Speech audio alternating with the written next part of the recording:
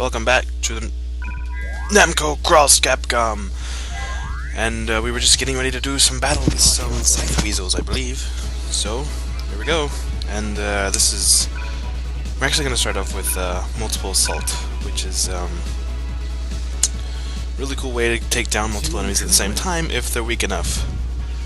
This particular one is called Ju no Kata, which is form of gun. It doesn't make much sense translated, so we'll just call it Ju no Kata. Pretty much just they wail on them with their guns. Behold the multiple assault.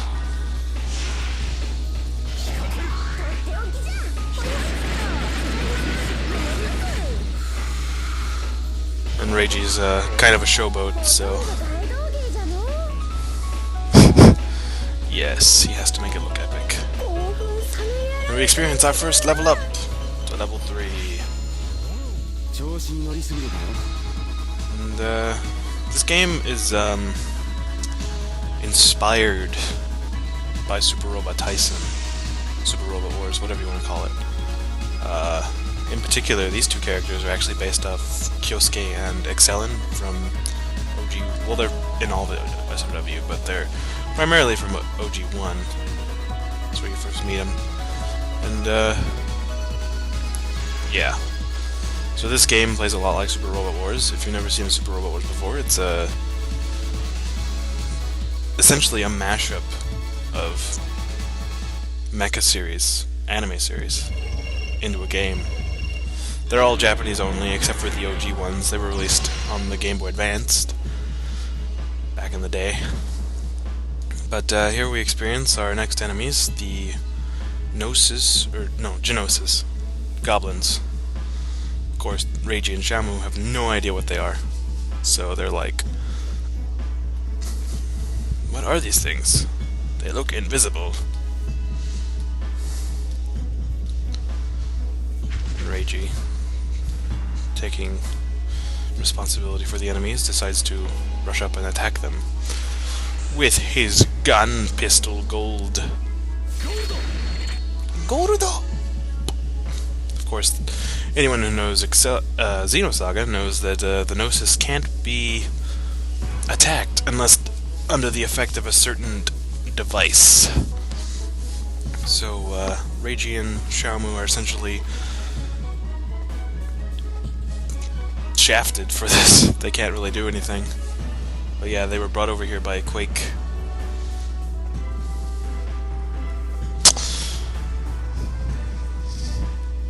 They realize that they are actually existing. Like, they're tangible, they're just not tangible.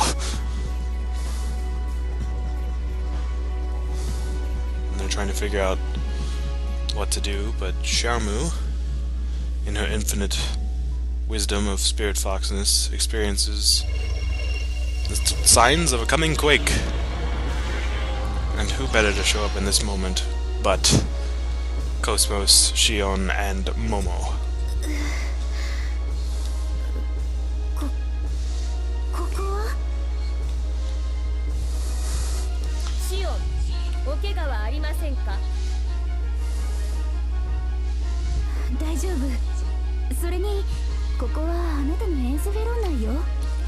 No, you're not. You're not in the encephalon.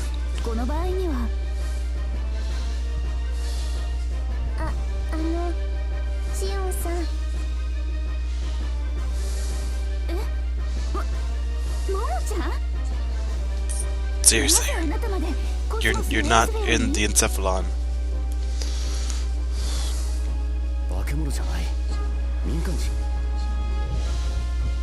Reiji's like, oh, hey, they're not monsters.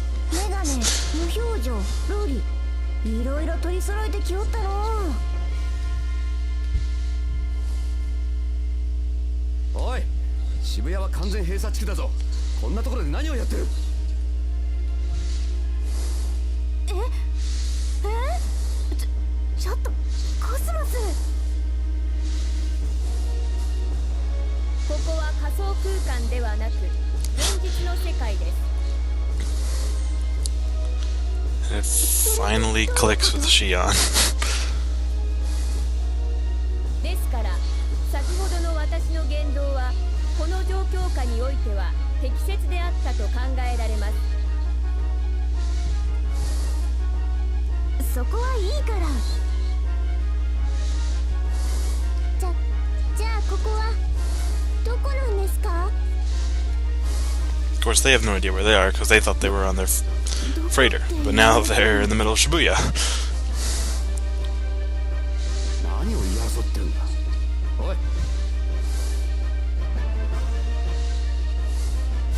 Of course, the Gnosis aren't really going to sit around when their arch enemy is standing right in front of them. Or is it Gnosis? I have no idea how to pronounce that enemy's name. Pretty sure it's Gnosis, but I've heard it pronounced Gnosis. I have no idea, okay? Don't look to me.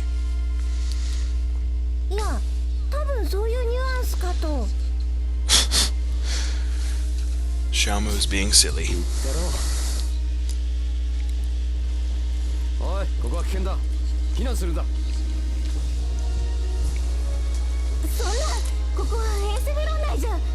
No, you're not. How many times... Ugh, it doesn't click at all.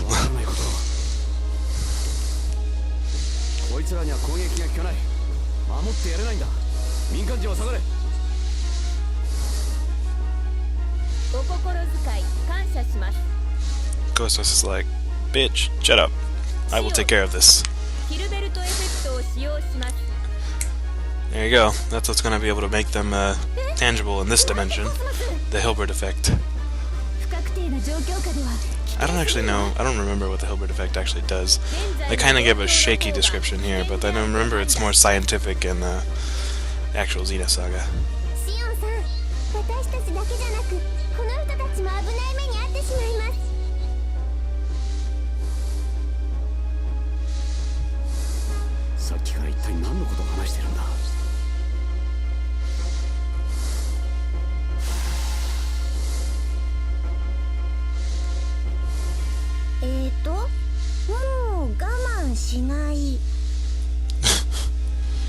Again, Shamu.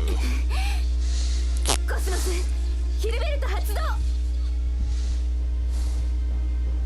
了解しました。ヒルベルトエフェクト展開します。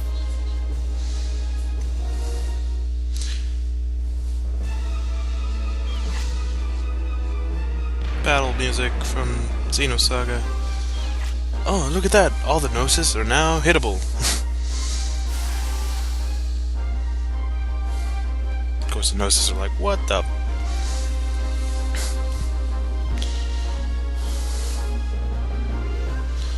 Imaginary dimensions and all that. You know. Easy things to know about.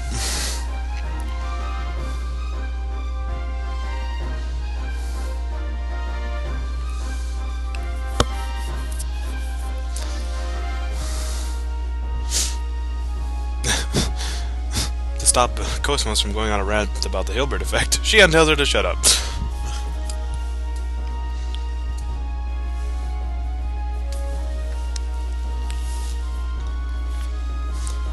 Alright, finally get some more fighting. First up, we have Shion and Momo going first, doing their ranged attacks. Shion has her little shield thing, and Momo has her bow. I don't actually remember. I don't think I ever used Momo when I actually did play the game, so...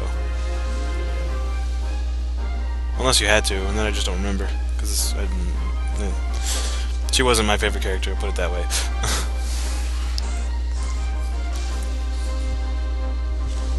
So yeah, we have the cracker, the bomb, and the composite arrow.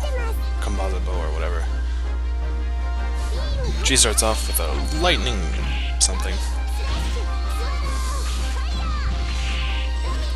I'll be demonstrating new units' attacks, and when they level up and get a new attack, I'll demonstrate it as well.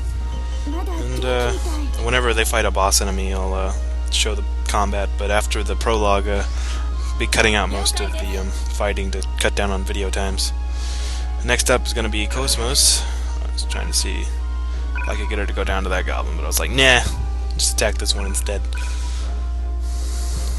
Kos-mos, as I said before, is really, really, really good against, like, everything.